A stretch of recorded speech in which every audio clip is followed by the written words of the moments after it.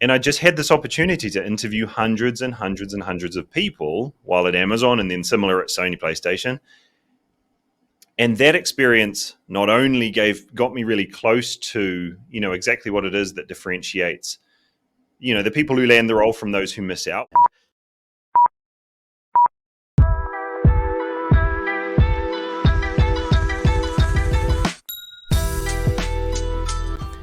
Welcome back to Insights by Design. We're excited to have Andrew Jones with us today. Andrew, how are you?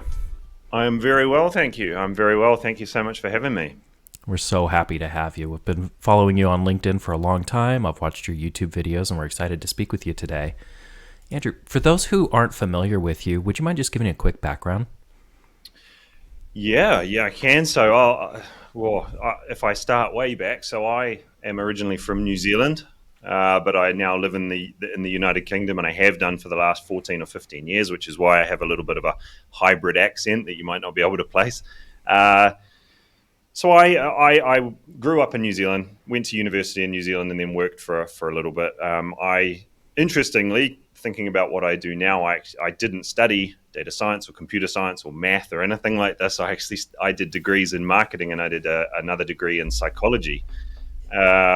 Which, thinking about where I am today and where my passion exists today, I find very interesting, and I think it's actually a huge positive that I came from another field in that sense. So I literally stumbled into my first role through a cricket team that I was playing in, and the manager was looking for somebody who, like, a data analyst position, and I was about to graduate from university.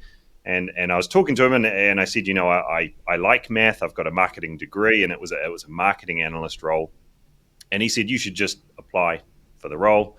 And I did, and I managed to get the job. And I started learning SAS, and I started learning SQL, and I loved it. Something about it, the idea that you can, and it seems quite simple now, the things I was doing, as you progress your career, but using SQL or SAS just to pull data and manipulate data and see things moving. And I honestly, and I talk about this a little bit, I honestly didn't know, because I was coming from a different background, I didn't know you could necessarily code for a job. I knew there were people who were like software developers and things, but I didn't know about this type of thing. And then I sort of landed in it, and something in my brain just loved it. And then, stepping into the next role where there was a little bit of machine learning, for example, predicting customers that might churn, leave the business. And then next month, seeing the analysis of who did leave, and there was this big crossover between the ones who were predicted to leave and the ones who did leave. And it was like this magic. It sort of lit something up in my brain. So I just said, I have to do this. I have to keep moving in this field. So I ended up moving to the UK, and have just happened to stay here, and just moved through roles and slowly, getting more and more exposure to machine learning and deep learning and these things, because they fascinated me so much. And then, I worked for Amazon for a couple of years, which was really eye-opening and a great role that's opened a lot of doors. I consulted at Sony PlayStation, which was probably the most fun job I've had. I had a PlayStation at my desk, and when we needed to collect data to build a prototype for a product for the PlayStation 5, what it was, we would literally have to play the game. So we would sit there playing the game with the excuse of, we just need to create some more data. So that was by far the most fun proper job I've had. And then in 2020, I was consulting. I was sort of working as a contractor at PlayStation, and there were some tax changes in the UK, tax regulation changes, and it meant that the way contractors were working was no longer going to be allowed to work in that fashion. So the contractor market, just the bottom sort of fell out of it. And so I was going to just naturally, with all of the other contractors, be let go, and they offer you permanent roles, but it's not quite the same. So I decided this is the moment. I've always wanted to do something myself. I didn't know what that was. I thought about starting consultancies and all sorts of things, but I'd been squirreling away so much code, and ideas and logic, just things that I built, things that I've thought of over time. And I had all of this stuff, and I'd also interviewed all of these people at these roles, and I thought I can maybe create something which, there's a gap in the market for people who are looking to get into data science, but they're not able to do it. So I ended up building what is Data Science Infinity now, which is 3.5 years old, which is crazy to me to think that. And now that's my full-time job. So I teach people the core skills and tools for data science, and I also help them, with the hiring process in the private group, supporting them across their entire journey from absolute beginner right through to landing a role. And I couldn't be happier. Honestly, it's like, I said PlayStation was the most fun job. I mean, this is the most rewarding job. I love what I do. Thank you for that. And I've been following what Data Science Infinity does, and one of the reasons that I wanted to speak with you is because of your research foundation of what it takes to get into and be successful in data analytics and data science. How did you decide to take the approach of researched back skills versus just using your personal experience of, oh, here's what I saw data analysts and data scientists do, here's what I'm going to teach? You're constantly putting out research of here's what jobs are looking for. So in terms of why I built Data Science Infinity in the way I did, so that goes back to the fact when I was working at Amazon and PlayStation, I was really, really fortunate, and I didn't think it was necessarily fortunate at the time, but I was in the position where I was interviewing for new people into the company, and this was primarily at Amazon because they're always interviewing to bring people in, and they have one of the hardest but also most efficient hiring processes, in the market. It's why people struggle to get into these companies, but also why they're so in demand, and why they get the best people in. And I just had this opportunity to interview hundreds and hundreds and hundreds of people while at Amazon, and then similar at Sony PlayStation. And that experience not only got me really close to, exactly what it is that differentiates the people who land the role from those who miss out, which is really valuable for what I do now. But it also showed me that there was this huge gap in the market where, whether it was a boot camp or it was free content or it was even like master's degrees from pretty prestigious institutions around the world for data science, students just weren't getting results. And I think it probably came from the fact that data science really exploded. So everybody was looking to offer a data science or data analytics program of some sort, and then they'd look to scale it as quickly as possible, and the quality and the value of the program itself went way down. Nobody was really offering help around how to actually get into the field. So they'd teach you a bunch of stuff, but they wouldn't help you turn that into value, almost like how do you get to the finish line. And the other thing that I noticed was people were learning all sorts of things, but it wasn't necessarily the things that were crossing over with what the industry wanted. And I thought this is a huge gap in the market. Well, some people were trying to do it. It's not like nobody was teaching SQL or whatever, but there was this huge gap in the market where I thought I can build something that's better. And one of those things was, I don't want to just teach what I think is the most interesting or what I think is cool or what I have done or what I feel most confident in. I want to teach what gets people results. And that to me just has to be, what is it that's going to tick the most boxes when you go into an interview process? If you're putting probability into your favor, what are the things that you need to know? So I thought, well, I can try and guess what that is, but that's not good enough, right? If you're a good data scientist or data analyst, you're not going to take a sample of one and rely on it, right? It just doesn't work like that. So I thought, I need more data.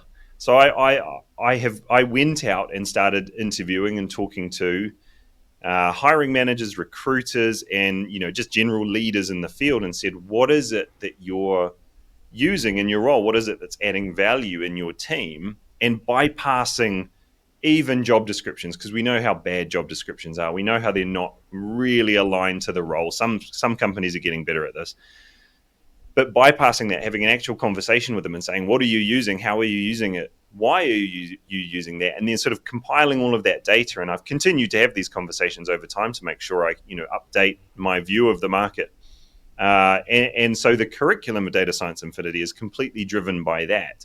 And there's some super obvious ones in there, SQL, Python, Tableau, etc. But it's more than that. It sort of comes down to what are the use cases when we're building projects in the course which go into your portfolio. What are the types of things that hiring managers are really looking for, or the things that are really adding value in their team? Well, let's build a project on that so you can show that and instantly you've connected with them because you're solving a problem that they have or something they do day in, day out. So it's sort of all focused on you going in and being confident that they're going to see your value. So to me, as a data scientist, not going with the sample of one, I'm going to get a lot of data. I mean, that just makes sense. That's what we do. But nobody seems to be doing that. There were so many instructors just doing what they thought was the most exciting thing. And that's not necessarily what translates to results. So that's kind of my thought process behind it. And like I say, I continue that now. I continue to have these conversations to make sure that what I'm teaching is on point. By way of clarification, Andrew, we've heard you mention data science and data analytics. What would you say is the difference between a data scientist and a data analyst? So it depends. There isn't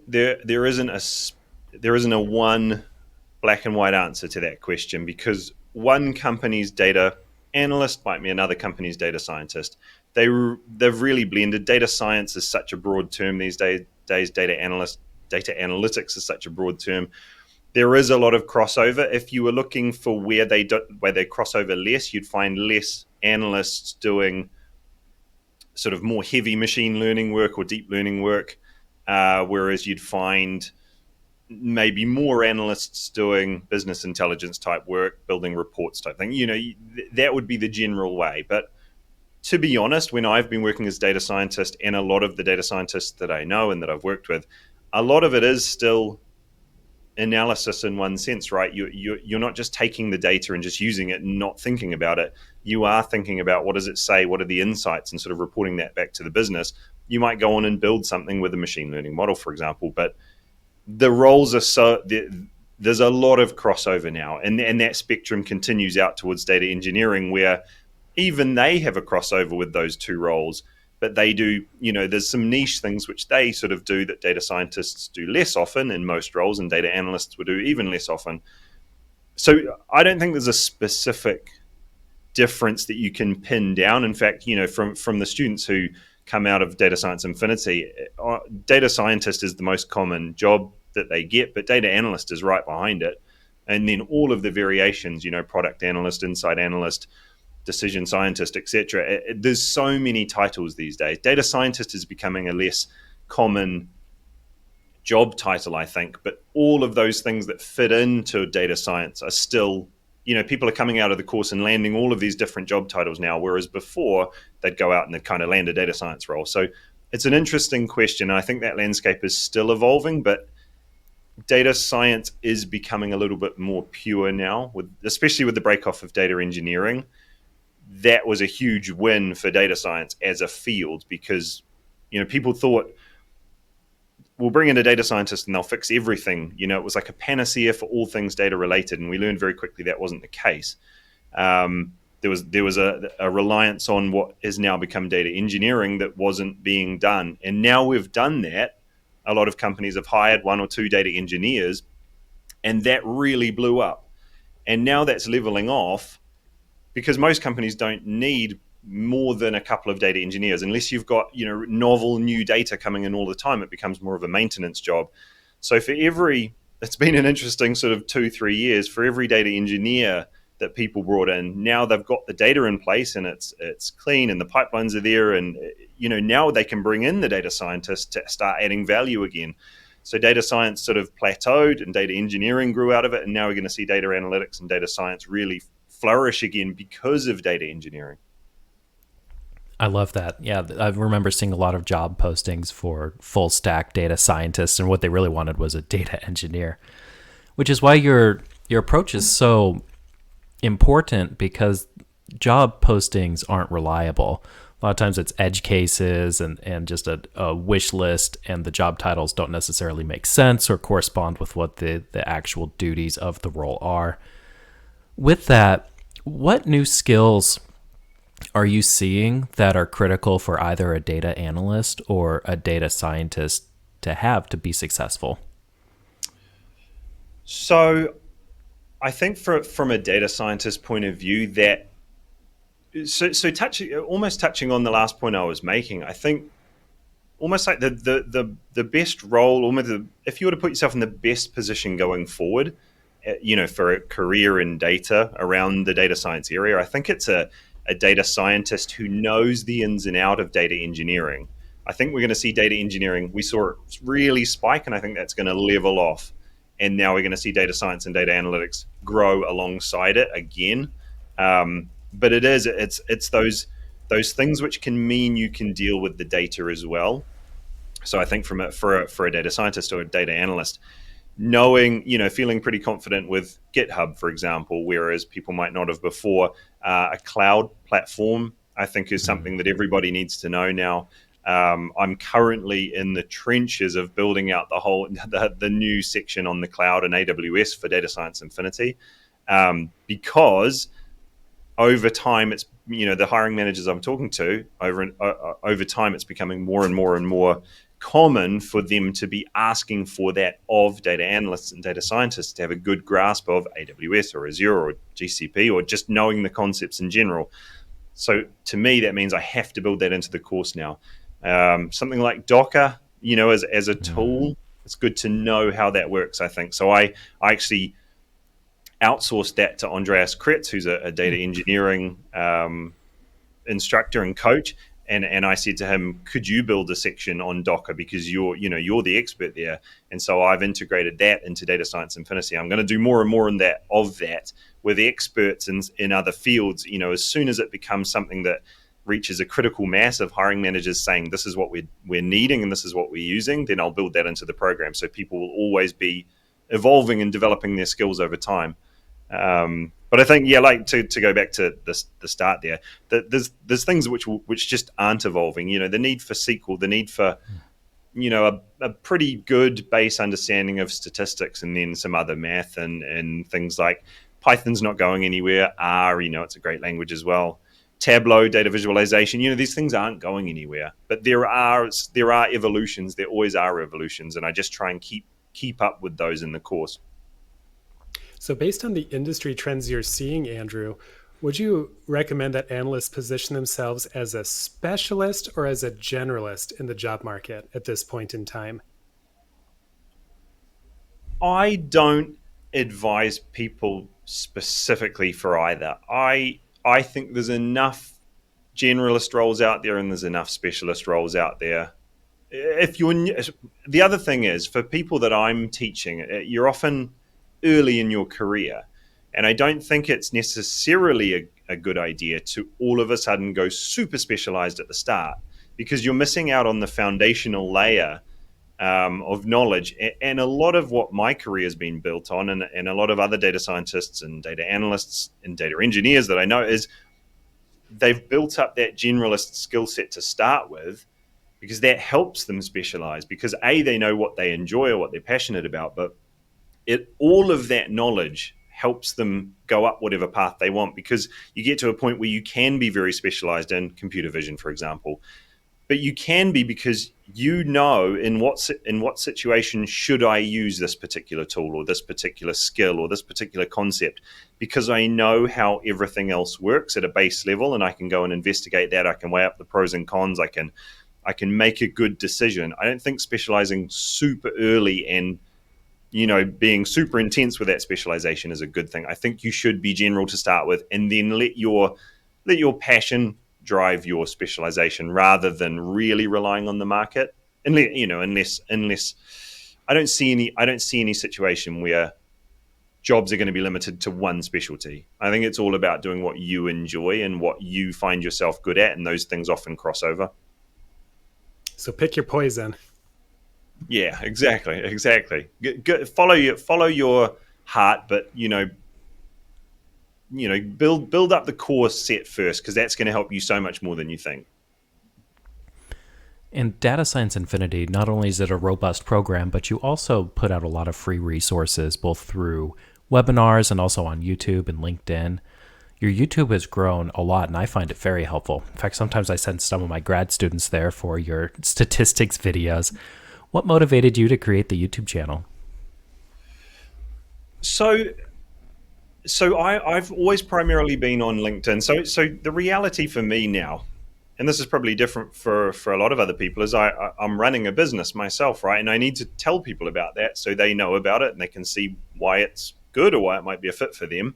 And so therefore a lot of what you do is, selfishly thinking, how can I reach people? But the other part of it is, I post on LinkedIn every day, and I have done for a long, long time, and have built up my network there. But there's a limit. They're very different, LinkedIn and YouTube.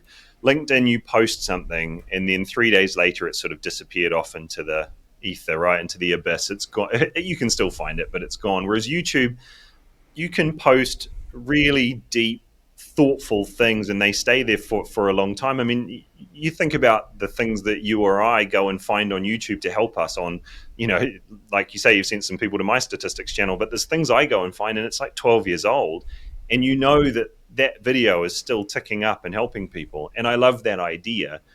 YouTube's not something that I've had enough time to really focus on.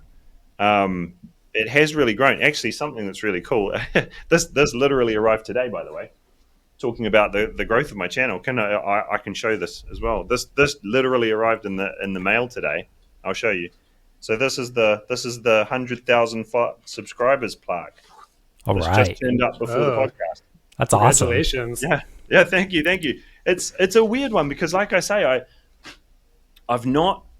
LinkedIn's always been my number one social network, I guess, and that's where I put a lot of my effort. And YouTube's been something where I've used it, but I haven't really invested myself in it yet. So I've had a couple of videos that did really well, and then some videos which I think are so good, and I'm so proud of them, and like 500 people have watched them, and then another video which you're like, oh god, I'm not so sure about that. That's the one that gets like 100,000 views. You're like, I don't understand this, but it's the same. It's the same wherever, right? It's the algorithms, you can't understand them and explain them, but.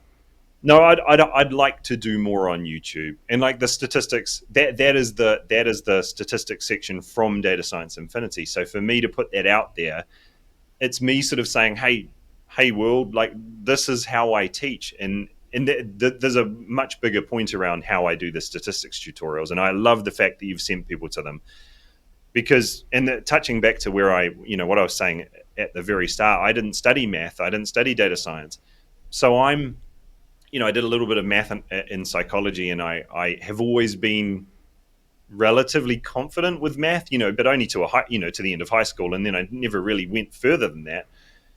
But that's been the biggest sort of silver lining, the fact that to learn math, I've had to go super intuitive about it. I can't deal with looking at the Greek letters on the paper and going, oh yeah, I get it. I don't get it. So I have to turn every one of those Greek letters into words. And I have to say, what happens when this one goes up? Oh, okay, this one goes down. Okay, that makes sense. That's why the confidence interval is like it is, or whatever it is. And that's how I teach. And I've had so much positive feedback from students and people on YouTube who found it so much easier to learn in that way. And the bonus of learning in that way, I've found, is that as soon as you learn in that way and you truly understand it, that's what makes you, to me, the best data scientist or the best data analyst, not being a savant at math sitting in the corner, being the smartest person in the world. I know this so intuitively that when I go to the head of marketing or the head of product who owns the customers that my data science solution is going to be affecting, I can explain it to them and they get it and they give the green light for my solution to be put into action. And therefore that happens and I start driving business value. And then the more I do that, I start getting promoted or I start getting paid more. But the person who's sitting in the corner, who's the smartest person in the world, but can't communicate that or can't show other people who don't quite exist at their same level, they don't get the same things built. I mean, these people can do other things, which I can't do, but I think there's a huge benefit in learning with a real focus on understanding rather than just ticking the box, yeah, I've seen it, and then I'll just chuck the code in and it works. I think really understanding things is so important. So if you had to describe the teaching philosophy behind Data Science Infinity and your YouTube channel in just a few words, how would you break it down? Good teaching equals what? So I think kind of covering again what I've just been talking about would probably where I'd go. So we've covered this as well. So learning the right things, I think learning the right things to help you get success, which is landing that first job. But then just as importantly is learning in the right way. And I do, I always say, learning with a focus on intuition, understanding, and project-based application. So you really understand it. You can explain it intuitively to other people. And when you're learning, you're building things, and you understand it from that point of view. You understand why it won't work this way, or why the data is going to cause problems this way. Actually getting your hands dirty on sort of real world cases.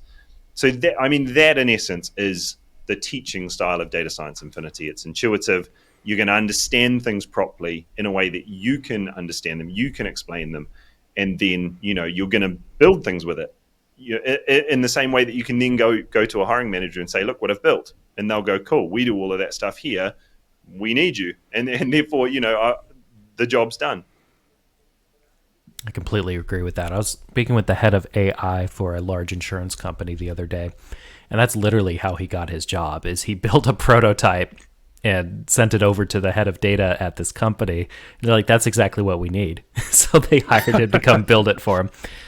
We've talked about a lot of the technical skills required to break into data analytics and data science and be successful, but your overall goal of getting people across the finish line and into the career and then be successful within the career also requires a lot of softer skills. What are some of the soft skills that you touch on and teach in your program? So generally across the technical skills, like I was just, it is all about that intuitive understanding. I think that's so key when it comes to the technical side of things. From the more true sort of softer skills, and I've mentioned this to somebody, and they almost told me off the other day for saying soft skills. They hate the term soft skills. They like the word commercial skills, and I thought that's actually kind of a good point. Softer skills almost, it's a bit hard to understand what that means, but it is. I guess it's just not the true hardcore technical stuff, isn't it? But I think a huge framework, and there's a sort of a small section in the course devoted to this. It's sort of a framework for how to take a business problem and turn it into a data science or analytical solution. Because so many people, and I'm guilty of this too, in my career and even now, you see a cool new algorithm or concept and you go, I'm going to force that into what I'm doing. I'm going to make that happen. I'm going to, whether it was, deep learning or whatever it may be, I'm going to make sure our company's using deep learning because I want to use it. It's awesome. And it is awesome, but you shouldn't start there. You should start at the business problem and then sort of work backwards towards an appropriate data science or data analytical solution, right? You have to do that. Otherwise it doesn't work. You end up going so far down the rabbit hole, the goalposts move, nobody understands what you're doing, and then it just sits on the shelf. It doesn't work. The reality is it doesn't work that way. So trying to give people that framework, and that helps them just, when they do land a job or when they're talking to people in interviews, trying to get that point across, because that resonates with hiring managers, especially when you've got the hiring manager and you've got, maybe you're talking to, in a second interview, you're talking to their boss, and their whole responsibility in their job is how do we add value and how do we stop wasting time and resource. And if you can talk to them about that and how you always like to start from the business problem and work back and find, maybe it's not about applying the most complicated solution. It's about applying the appropriate solution. It's about knowing how to make decisions between different tools or skills along the way. We could do this or we could do this. What are the pros and cons of both? Like learning, finding yourself a framework for how you can do that successfully. I think those things are super, super important for people at all stages of their career, whether it's, your first day on the job or if you've been in a career for 25 years, like reminding yourself to start with the true thing that we're trying to build. Like, why do we need this? Why is this needing to be done? And then walking back towards something that works. I think that's huge. Data storytelling. I think I brought in another expert who I know to create a mini section on data storytelling and give people some ideas and some frameworks. Hard skills, Python or SQL, you can say this is how the code works, and they can go and repeat it. Whereas softer skills are harder to teach. So I wanted to get somebody who was really focused on it and had put a lot of thought into how do we get that across? And it really, I think the best way to do that is with some frameworks that people can think about when they're pulling together a presentation or even a conversation with somebody about a piece of work they're doing. Like, what are just some high level frameworks that you can use to really help get the point across? So that's a really exciting new section in the course as well. Yeah, to me, it's that intuition, the ability to communicate it, and always thinking about what the true problem is. I think those would be the key things for me. I love that. Yeah, we do need to come up with a new name for soft skills. It's a military term. It literally meant anything not doing with like tanks. That's where that comes from. But you mentioned an important point of being able to take a problem and turn it into a data science or data analytics framework. We're seeing right now a directive from the top down rather than bottom up of, hey, use AI or use generative AI. They're not necessarily giving problems and saying like, hey, here's a use case, figure out how we can accomplish this. They're saying, hey, here's a tool or a technique, figure that out. How do you think AI is going to impact the data science and data analytics professions? I agree with everything you've just said, and it annoys me so much because we've been there before with machine learning, with deep learning, where we're just forcing it in and we're saying we just need stuff done with this thing. And it's exactly what we were talking about before. It doesn't work, and you only discover that it doesn't work after a period of time when everyone's trying to do it, and then all of a sudden, nothing gets built, money gets wasted. The people at the top who are allocating that money are asking, where's the return on that? And there isn't one. And then slowly and surely, we learn the lesson again. and generative AI, well, if I'm going to go on a rant, the fact that we call it just AI in general, the industry says, oh, we've now got AI. I mean, AI is such an old term, and AI has always covered machine learning and deep learning, and now we're just saying, oh, we could use AI. I don't know what, it annoys me more than it should. Anyway, generative AI, I mean, that's something. I mean, it's incredible what it can do, and I don't for a second deny that it's going to change the industry in certain ways, and it's not going to change it in other ways. I think this concept, and a lot of people agree with this. I think deep down they think it's going to be a tool that helps people, and I think it is. And I use it in that way. When you get stuck with an error message in Python and you give it to ChatGPT, it comes straight back and it tells you, and it gives you some code to work around it or to fix it, and that's unbelievably useful. It's like Stack Overflow on steroids, which we all relied on, and now we're all relying on that on ChatGPT. But I personally don't think it's going to get rid of jobs. I think it's put a huge spotlight on data and data science and machine learning to the broader world. I think more and more people now know about this world of data science. And we're in the industry, so we think everyone must know about it. But you talk to people who work as an accountant, or they work as a vet, or whatever it is, and they don't really know or care about data science, because it's not necessarily in there. But now they know about it, and they're thinking, well, how can I use my data, and how can I get into this, this world of data and AI? And I think that's exciting.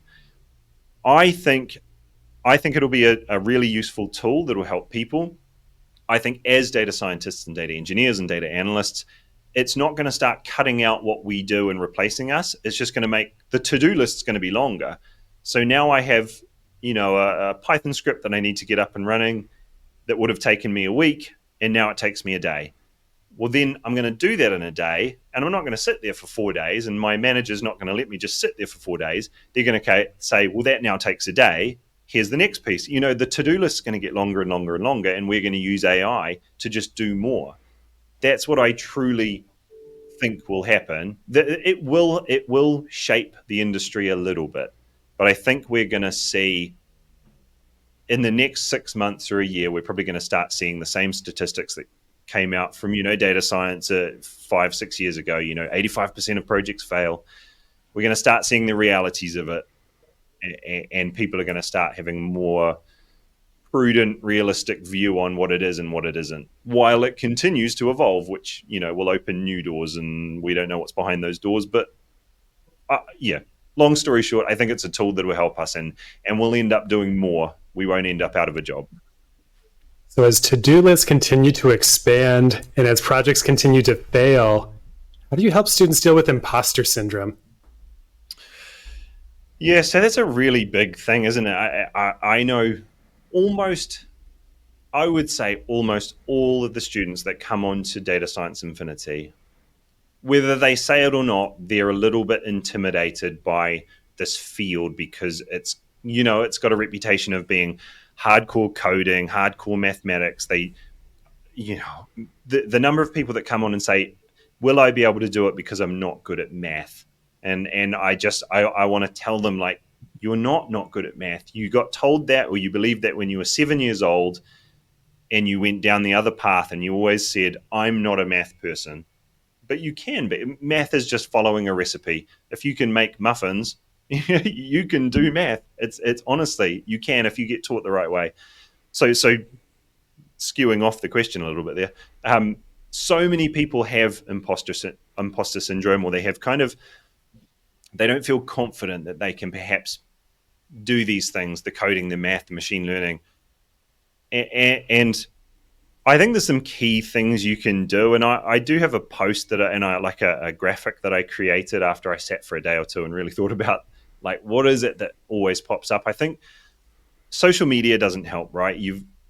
In any shape or form, you think of social media being negative, when you think about Instagram and people seeing, very athletic, fit people and thinking, well, I don't look like that, for example, and that having an effect on people. But it's the same in LinkedIn, right? People post about this amazing new deep learning model they've built, or this thing they've built with AI, and people sit there going, wow, everybody's ahead of me now. But you don't ever think, well, that person's just posting the end result after 3 weeks of grind where nothing worked and they didn't know how it operated in that error messages, and you're just seeing the shiny final product, right? You forget that. So you're always looking at other people in a sense of comparison, and I don't think that's healthy. I think in this document I put together, I tried to summarize it as look to others for inspiration, but not in comparison. So, like, look at other people and say, wow, that's amazing. I'm going to try and get there, but I'm not going to say, look at them, they're better than me, because they're not. They're just a person who's worked on something for 6 months and you haven't. So of course they've got somewhere. You could showcase something that you've done, which is brilliant.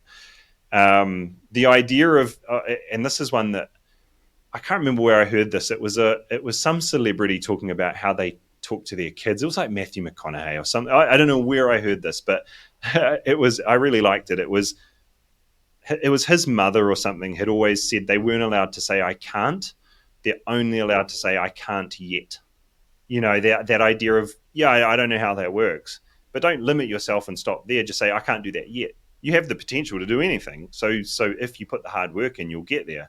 I think people should always celebrate small milestones. It's hard in this, like we're just saying, there's this world of seeing shiny, amazing things on social media. If you can pull yourself back and you fixed a problem in Python, or you built a Tableau dashboard that really helped somebody at work, like, to yourself, just celebrate that as a milestone. You did something pretty cool. So celebrate it, like, be positive about it. Don't complete it and then go, but it wasn't as good as whatever else. Like, celebrate those things. I think that's important. The other one, I'm trying to remember what they were. The other one I think is important is whether you're starting a new job or you're starting on a new project or whatever it is, we're often guilty of thinking, okay, what is step 10? I need to get step 10. This is what I need to do. But forget about step 10, right? Just think about step 1, and then maybe, like, how does that lead to step 2?